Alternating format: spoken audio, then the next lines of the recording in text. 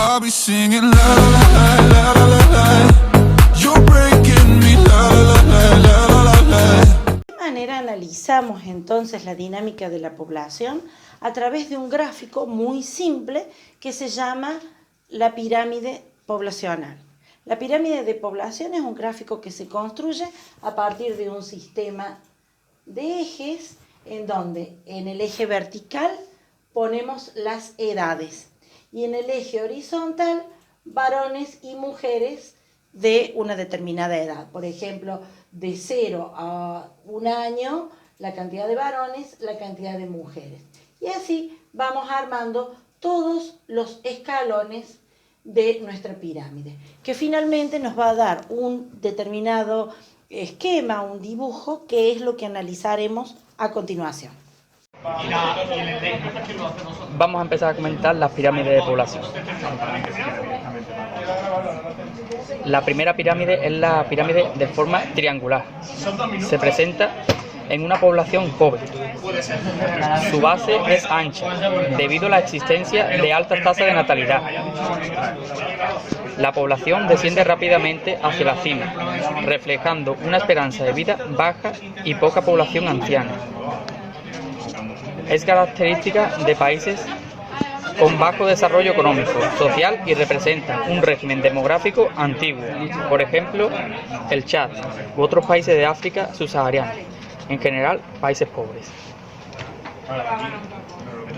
La siguiente pirámide tiene forma de campana, indica preeminencia de población adulta, tiene una base moderada, pues se ha iniciado el descenso de la natalidad. La población disminuye lentamente hacia arriba, debido a una esperanza de vida alta. Caracteriza a países en vía de desarrollo, como por ejemplo Argentina u otros países en régimen de transición demográfica correspondiente a países emergentes.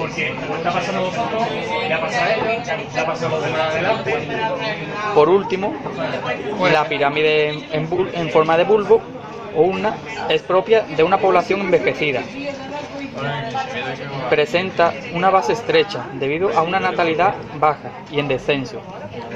La población disminuye lentamente hacia la cima debido a una esperanza de vida muy alta. El porcentaje de ancianos es alto. Representa a países desarrollados, por ejemplo, Canadá u otros países con población envejecida, en general países de alto desarrollo económico. La dinámica demográfica es un tema muy preocupante para todos los gobiernos, porque los gobiernos deben conocer las características de la población para poder gobernar en consecuencia, es decir, para poder tomar medidas que beneficien y mejoren la calidad de vida de los habitantes. Para esto, los gobiernos analizan distintas situaciones y toman medidas. Algunas medidas son para proteger, por ejemplo, la niñez, la infancia, y así promover el mejoramiento de la vida y la prolongación, disminuyendo la mortalidad infantil.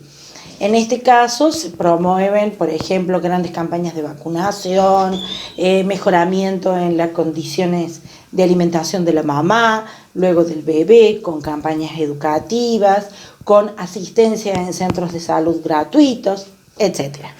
En otras situaciones, los gobiernos toman medidas más extremas. Cuando en algunos países se han dado las condiciones difíciles de una población que crece a un ritmo vertiginoso, se toman medidas como, por ejemplo, el aborto legal y obligatorio para la mamá que ya tiene más de un hijo, como lo han hecho en China, o en algunos casos, aún teniendo un segundo hijo, el Estado retira ese hijo y lo cría el Estado porque considera que la familia no está en condiciones de criar más de un hijo. En otros países del mundo se han tomado medidas, por ejemplo en India, de operaciones masivas a varones para evitar que tengan más hijos, y En otros países en donde la situación es distinta, se fomenta la natalidad, se invita a las parejas que tengan hijos, dándoles todo tipo de beneficios a la hora del embarazo y en los primeros meses de vida del bebé, asistiéndola a la mamá de todas formas para que tenga su bebé. Este es en el caso de los países en donde la natalidad es muy baja y se debe fomentar. Hay otras medidas que se toman que están más relacionadas con otro proceso que es el de las migraciones. Pero cada país debe tener sus propias políticas poblacionales en función de la realidad que viven sus habitantes. Esto es muy importante. Y para esto es muy importante también conocer los datos certeros de la población de un país. Cuántos niños nacen, cuántas personas mueren, cuáles son las causas de las muertes, en qué condiciones las familias tienen hijos, qué número de hijos tienen, cómo son las condiciones de vida de esa familia. Todos estos detalles, todos estos datos deben ser tratados con veracidad y con mucha seriedad. Y son los datos que nos arrojan los censos y también todo el aparato o todo el sistema legal de cuando hacemos nuestros trámites de documentación, etc. Bien, otra situación muy especial que viven las poblaciones son los movimientos de la población. La población tiende a moverse y a viajar para vivir en otros lugares desde siempre. Desde los primeros grupos de Homo sapiens, el hombre siempre ha buscado mejores condiciones de vida. A veces eso es una aventura, ¿sí?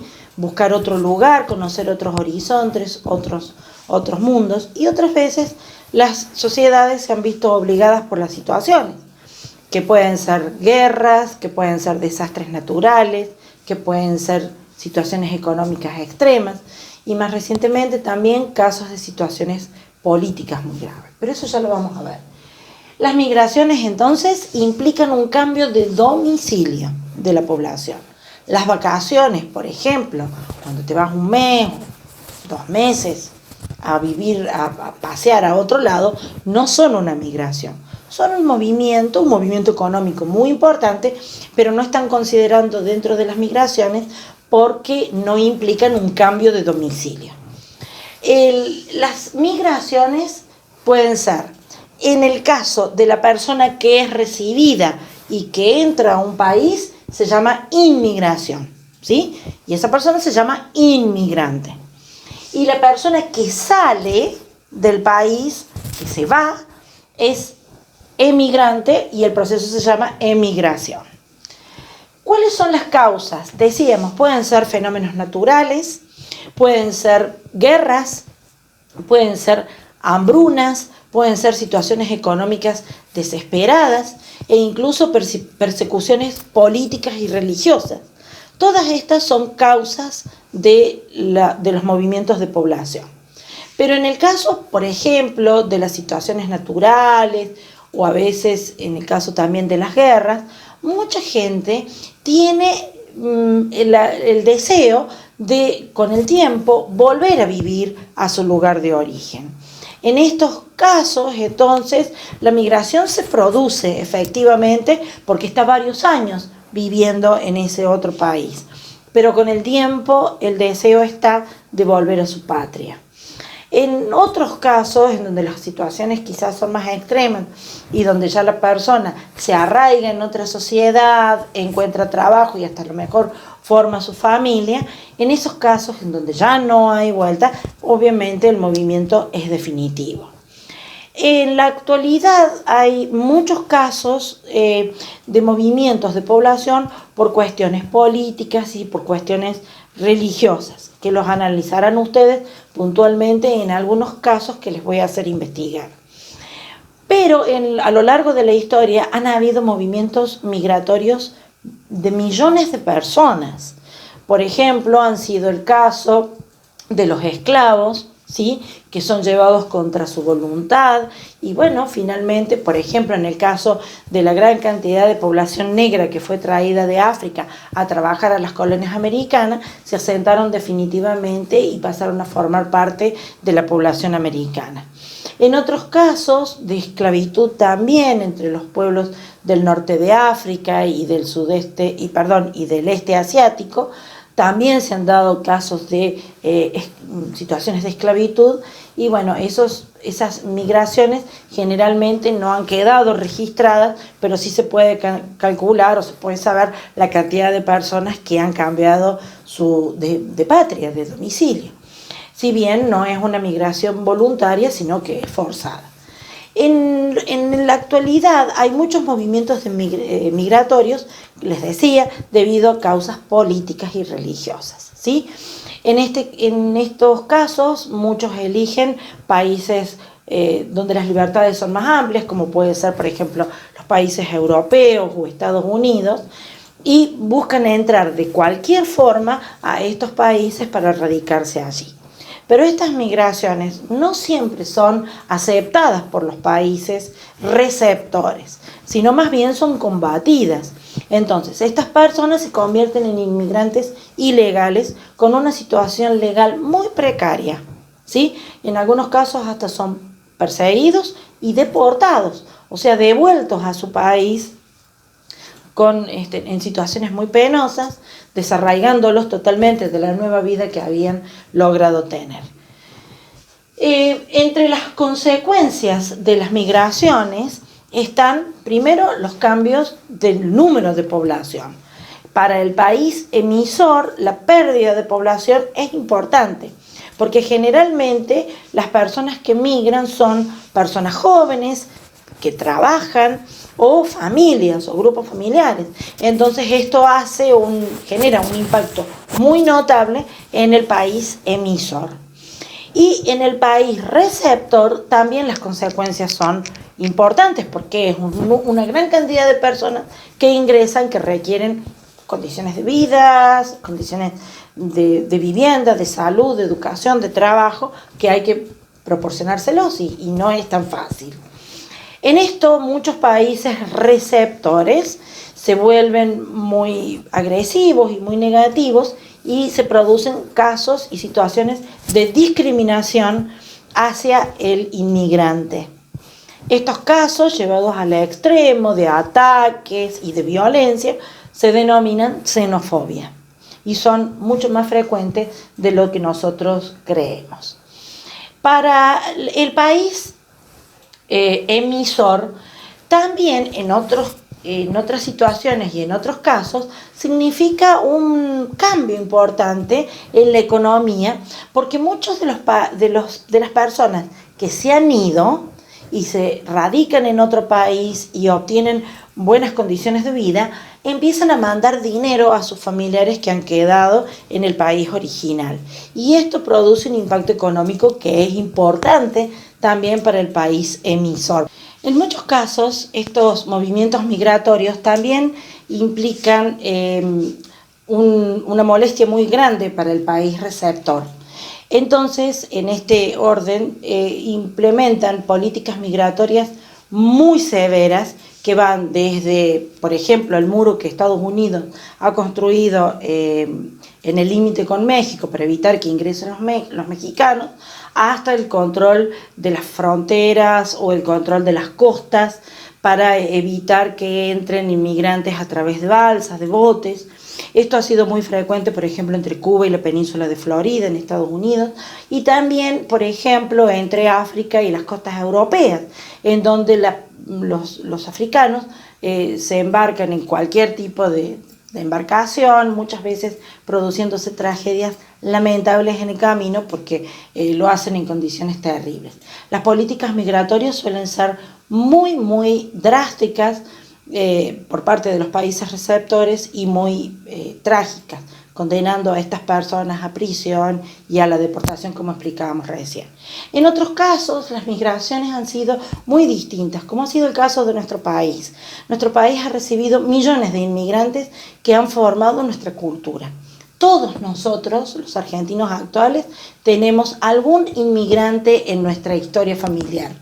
Personas que han venido de Italia, del cercano oriente, se han radicado en la Argentina, han formado sus familias, han forjado una verdadera vida dentro de nuestro país y han producido un gran enriquecimiento cultural. Si nos repasemos nuestras tradiciones y nuestras costumbres, que tienen mucho más de los inmigrantes italianos, españoles, árabes, sirios, libaneses, etcétera, que a lo mejor de nuestros propios antepasados de los pueblos originarios. Y finalmente, en el caso de algunos inmigrantes que deben dejar su país y radicarse en otro lado por razones extremas, lo hacen en condiciones muy graves y con el deseo de volver a su patria en algún momento. Estos inmigrantes que muchas veces se escapan o huyen prácticamente con la ropa puesta, entran a los otros países y viven en condiciones de refugiados, ¿sí? Muchas veces en campamentos, encerrados, esperando que se decida su situación política en el país o alguien haga algo por ellos para permitirles la vuelta a su patria. Viven en condiciones realmente inhumanas. Hay campos de refugiados y hay campamentos de refugiados en muchos lugares de Europa, en muchos lugares del cercano oriente, y en estos últimos años se han incrementado mucho, justamente por las difíciles condiciones políticas y económicas que se viven y religiosas, ¿no? Sobre todo en los países dominados por las revoluciones islámicas.